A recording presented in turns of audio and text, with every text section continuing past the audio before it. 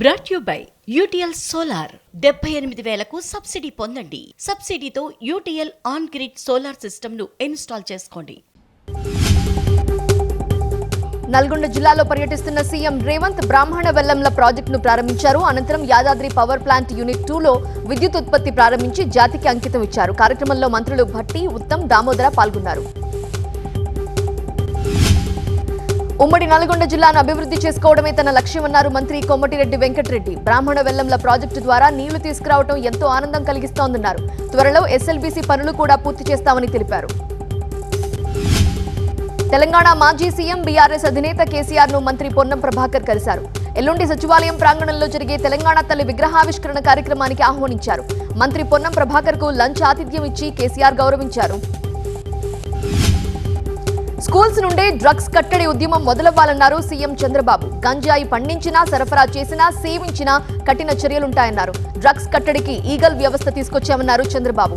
Bapatla parents teachers meet లో పాల్గొన్నారు. Cinema హీరోలు హీరోలే కాదు అన్నారు డిప్యూటీ సీఎం పవన్.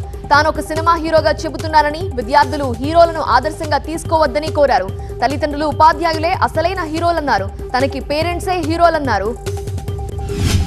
ఏడాదిలో ఎన్నో ఆటుపోటులు ఎదుర్కొన్నామన్నారు కేటీఆర్. పోరాటాలు, ఉద్యమాల పార్టీ కావడంతో నిలబడగలుగుతున్నామని చెప్పారు. ప్రభుత్వ వైఫల్యాలపై తెలంగాణ భవన్లో షార్ట్ ఫిల్మ్ రిలీజ్ చేశారు. అడ్డగోలు హామీలతో కాంగ్రెస్ అధికారంలోకి వచ్చిందన్నారు. రీజనల్ రింగ్ రోడ్డు బాధితుల గొంతును అసెంబ్లీలో వినిపిస్తామన్నారు మాజీ మంత్రి హరీష్ రావు. భూములిచ్చిన రైతులకు కాంగ్రెస్ హామీలిచ్చిందని, వాటిని నెరవేర్చాలని డిమాండ్ చేశారు. 2 పంటలు పండే పొలాలు, ఇళ్లు పోతున్నా ప్రభుత్వం కనికరించడం లేదన్నారు.